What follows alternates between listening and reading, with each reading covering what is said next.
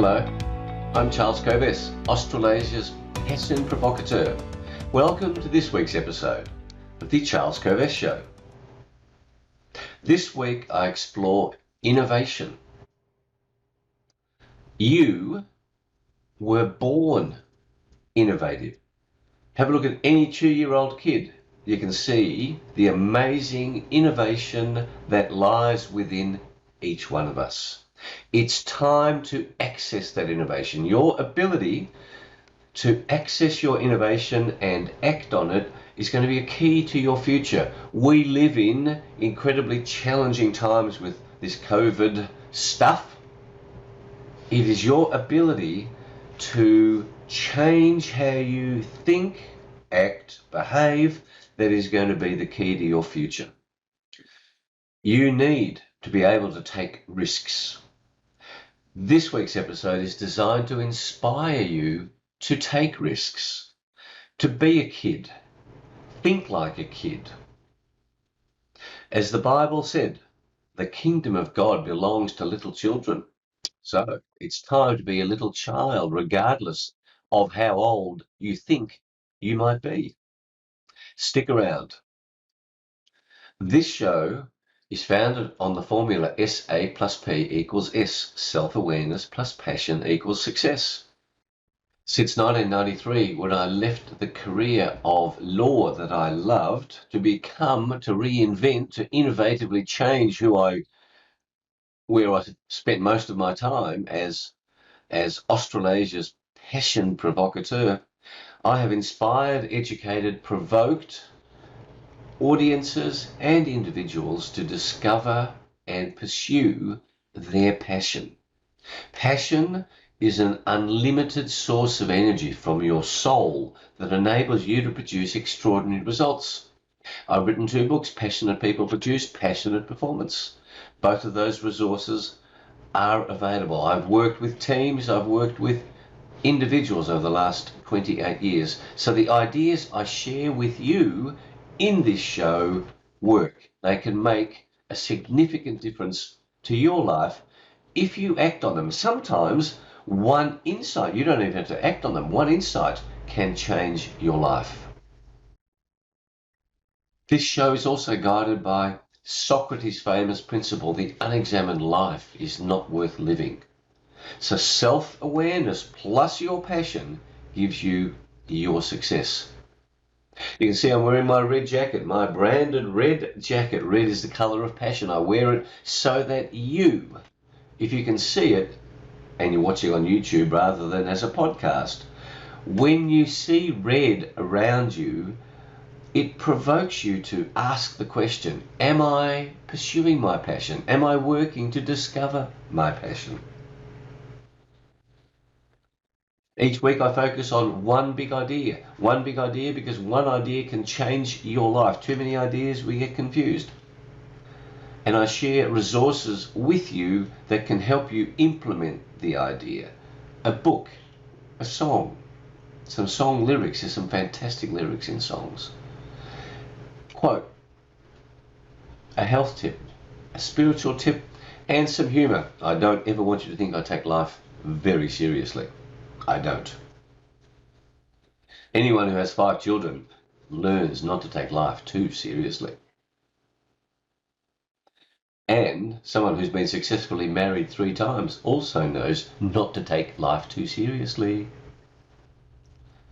This show is not politically correct. I don't want to be politically correct. This show supports certain addictions, like my addiction for yummy coffee.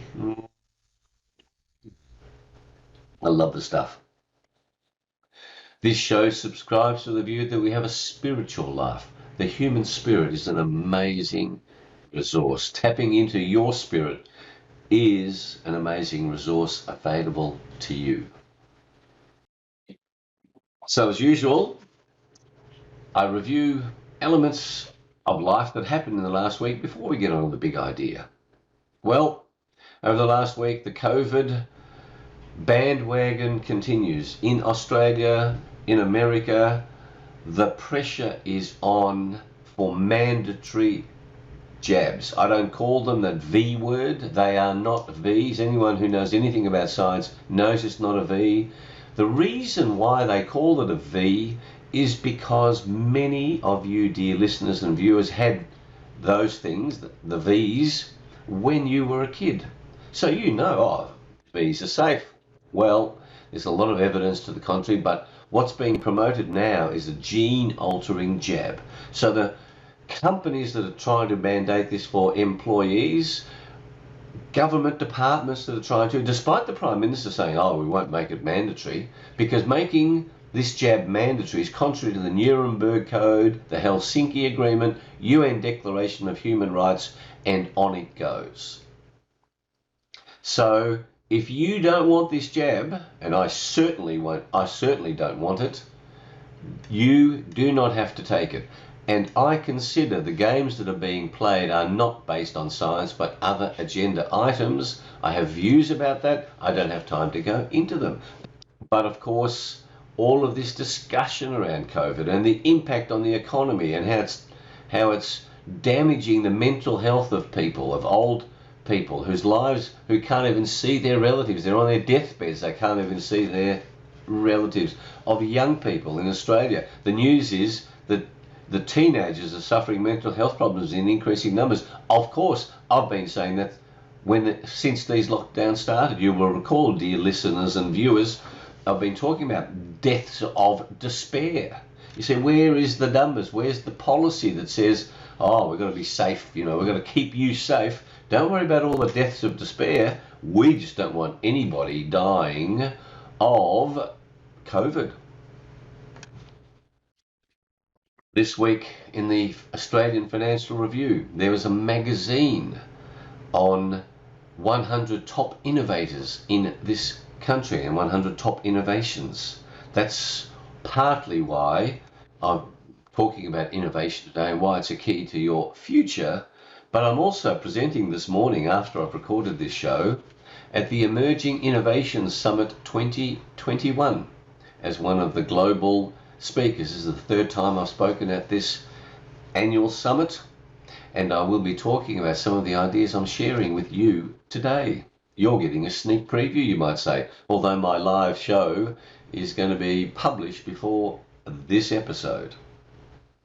But innovation is hot right now in the media, and young people who have come up with great ideas, like the founder of Canva, a wonderful program that I discovered and Julie and I use successfully. That's now a multi-billion-dollar company. That one company came out of an idea that a university student had. I think her name was Melanie Perkins.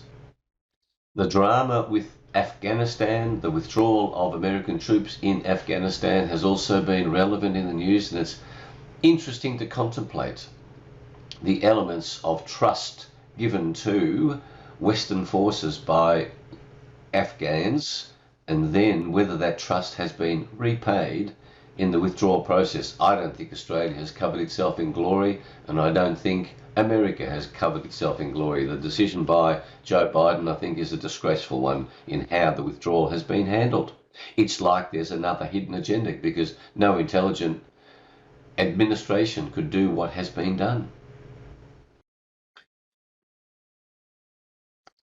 In the hemp industry, industrial hemp industry that I'm heavily involved with, we're making some interesting progress on composite materials to replace plastic bowls in which you buy salads in supermarkets with hemp bowls, hemp composite materials, only slightly more expensive than plastic bowls that replace plastic in the environment.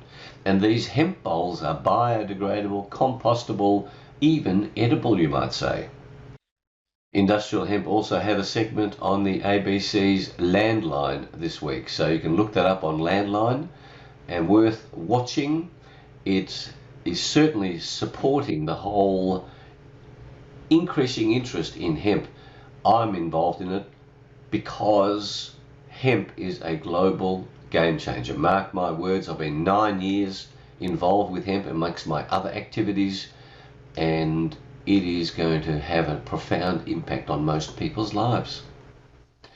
One of the mantras that I've crafted is that hemp will ride the tidal wave of the circular economy and the ESG movement to success.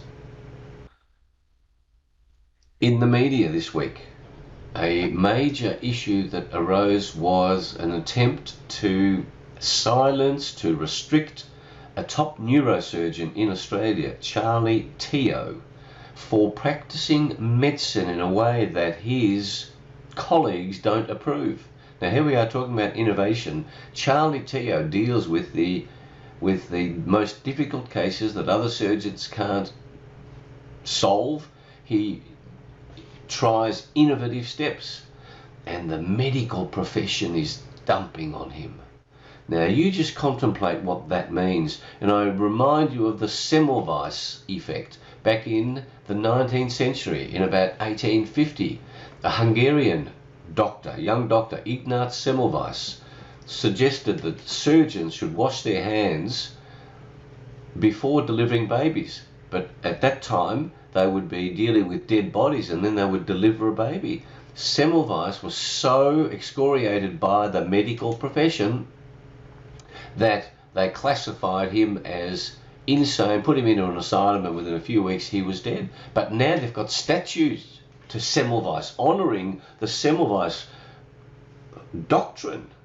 Well, Charlie Teo, I say, is a disgraceful example by the medical profession to stop an innovator. Now think about that. All in the name of safety. And think about all of the nonsense that's being preached on safety. You see, if you're caught up in this issue around safety, you might be safe, just like if you had a ship and you left it in harbour so it never went out into the ocean, it'd be bloody well safe, but it would be bloody well useless. Just like you, if you're driven by safety, you will be nowhere near as capable as you are if you let go of this mad focus on safety. Think about it. Are you letting safety stop your spirit, your human spirit? Are you avoiding risk because you're listening to government say, oh no, we don't want you to take a risk? I say that is a shocking way to live your life. So, there's the review of the week, which of course, while I'm thinking about all those things that are happening during the week, I'm still riding my bike every day. No swimming, no running, but riding bikes, so I'm fit and healthy. I urge you to be fit and healthy because I don't see the times are going to get much easier. I also urge you to drink enough coffee to make sure, like me, that your brain is ready for action. Haha, that was a joke. I invite you to subscribe to this podcast, to this YouTube channel. Please share this show with your family, friends, work colleagues. Visit our websites, coves.com for corporate programs, public programs, and charlescoves.com for details of this self-awareness and passion quest. My books are available on both sites. Subscribe to Passion Points to Ponder. You can get a copy of the Self-Awareness and Passion Manifesto on the charlescoves.com site. So today's big idea on innovation. Let's innovate and be willing to stuff up in the process. You will need to access your courage. Your ability to innovate in changing times is a crucial key to your ongoing success. If you are trapped in constantly doing what you're doing in the same way that you're doing it, you will not be able to cope with changing times.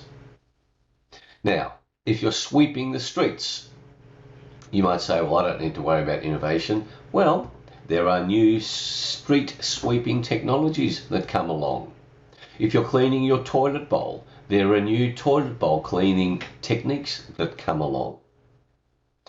I want to inspire you to be willing to innovate, to rejuvenate your 2-year-old inside you. Now, inherent in innovation is risk-taking, and children are willing to take risks. Now, you might say they don't understand the dangers. Well, avoiding danger is a losing strategy, so it's balanced risk-taking, but you have an amazing, innovative mind. Now, one of the wonderful definitions of innovation that I have seen over the years is that doing things your way is innovation. And you then need to access your courage to do things your way, because you might be making a mistake. Now, earlier episodes of this show, I have talked about mistakes. But if you see a better way of doing something, then taking the risk, as many of the innovators honoured in the Financial Review magazine have done, if you take that risk, you might lose everything, but you might gain everything. Or you might lose some of your assets. Well, I say, in a world that is changing as it is, sitting there preserving your assets, when the whole world could change, the globalists get in charge, the Great Reset comes along that says you won't be able to own property and you'll be happy about it, I say maybe being too safety conscious, too security preserving might not be a great thing to do when our whole Western and global system of behaviour is under attack, when our access to freedom is under attack. I urge you to craft your own philosophy on mistakes, and in organisations to make sure that your organisation has a clear policy on mistakes. Most organisations don't. If you want me to help you develop such a policy, ask. Julie does that for dental practices, and it makes a massive difference to the ability of people to think more innovatively. Accessing courage is needed for this innovative journey, because this risk-taking, this mistake-making means that people will criticise you, as they're criticising Charlie Teo, the neurosurgeon that I mentioned earlier. So let me give you some examples that demonstrate why I can talk to you about innovation and why I might be able to help your team and you unleash your innovation. Let me give you some taste of the innovative steps that I've taken. Number one, I created the whole brand of being a passion provocateur, Australasia's passion provocateur. I left a successful legal career to create something new. Then I became innovative on how to sell passion to corporates, to businesses. Number three, I'm a trustee of the Global Energy Network Institute. I came up with the 10,000 for 10,000 project for Genie, where I'm working on getting 10,000 Australian companies to sponsor one village in a developing country. And do you know there are 300,000 villages in India alone that have no electricity, let alone Africa. In Africa, 100 million African women each day spend, on average, 6 hours to collect firewood and water. Imagine if they had access to electricity. Just imagine. They would save massive amounts of time, plus their chances of being raped reduced dramatically, because they don't have to walk through the forest for 6 hours for firewood and water. So the 10,000 for 10,000 project is finding these companies to sponsor these amazing outcomes. If your company is interested, this sponsorship can be as low as $5,000 for a small village, $20,000 for a medium village, $100,000 for a large village. But think then of the linkages that are created between your company and a village in a developing country. I was innovative in the 2 books that I've written. Passionate People Produce, Passionate Performance. I'm being innovative in my next book that I'm writing. I'm innovative in finding links between people so that new ideas can be created from the sparks that happen between people. I'm no person A, person B. I bring them together because I can see the possibility that arises from their different skill sets, from their different talents, from their different worldviews. I've created the Freedom Collaboration recently to get organisations who are opposed to the limits on human freedom imposed as a response to COVID to work together to push back against politicians, because giving away our freedom is a shocking thing to do. Totally unjustified in my view what's happening, and I'm driving collaboration between organisations so that they're more powerful to push back against government. Another example of innovation, I'm involved in helping solve the problem in Australia of a huge lack of aged carers. Australia will need 700,000 extra aged care carers. Where are they coming from? I'm working in innovative ways to solve that problem, particularly by importing workers from other countries. Another way that I'm being innovative is through meeting solar panel producers at various events and then finding out how they can link together to help the Genie project, thereby helping them increase their business and to understand the Genie project globally so that it gives them a whole set of new linkages to help the development of their own business. They are just a small example of, I could go on for another 10 examples of ways that I'm being innovative. We are born this way, and passion gives you the energy to use your mind, which is an energy consumer, in ways to see new linkages, new ways of doing things. I urge you to think back to when you were a kid. Be a kid. The kingdom of God, said the Bible, belongs to little children. Behave like a little child. Think about what that would look like. Sometimes you might need to throw a tantrum. You are capable of amazing, innovative ideas, innovative actions, innovative ways forward. I urge you to not give that away. Now, with the challenges that we're facing, it leads me to today's quote from the wonderful Buckminster Fuller. And he said this, so you say, oh, look, we can't change the government response on COVID. We can't change this. We can't change that. Buckminster Fuller, who was awarded 47 honorary doctorates. Look him up. There's a Buckminster Fuller Institute.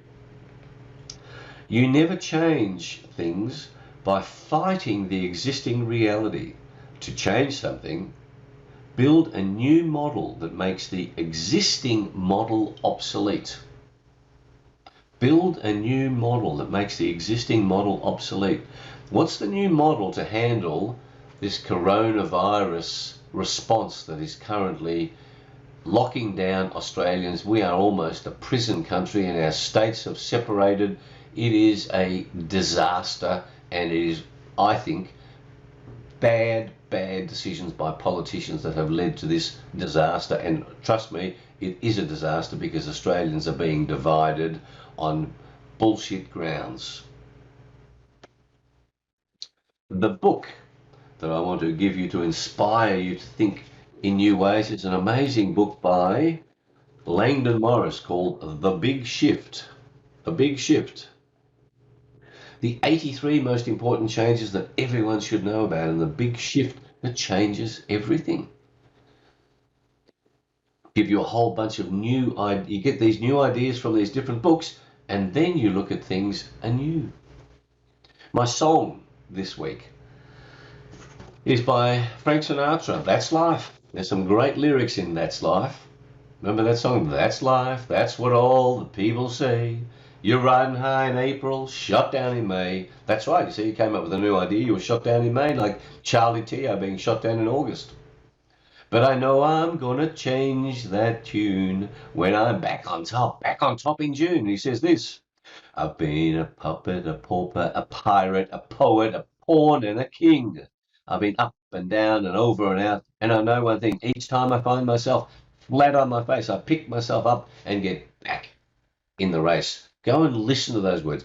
Find the anthem that works for you so that when you do fall on your face, bang, you get back up. Why? Because you're driven by your passion for what you want to achieve. My health tip this week is to find an innovative health advisor. All right, so innovative health advisors, I'll leave you to use your imagination, but you will have met health advisors who you thought, I should go to that person, get a new perspective on my body. And I say the same for the spiritual tip this week. Find yourself a new or an additional spiritual advisor. There are many possible types of spiritual advice that you can get. And my humor for the week is one of my favorite jokes on innovation. We're in KGB headquarters, and I'm also inspired to share this with you because I just watched an amazing documentary called Icarus on the Russian government drug use for athletes. An amazing documentary worth watching. Anyway, we're in KGB headquarters. The phone rings. Hello, this is the KGB. What do you want? I'm calling to report my neighbor. Yankel Rabinovich is an enemy of the state. He's hiding undeclared diamonds in his firewood. This will be noted, says the KGB. Next day, the KGB goons come over to Rabinovich's house.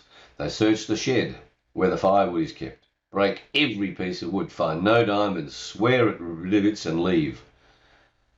The phone rings at Rabinovich's house. Hello, Yankel. Did the KGB come? Yes.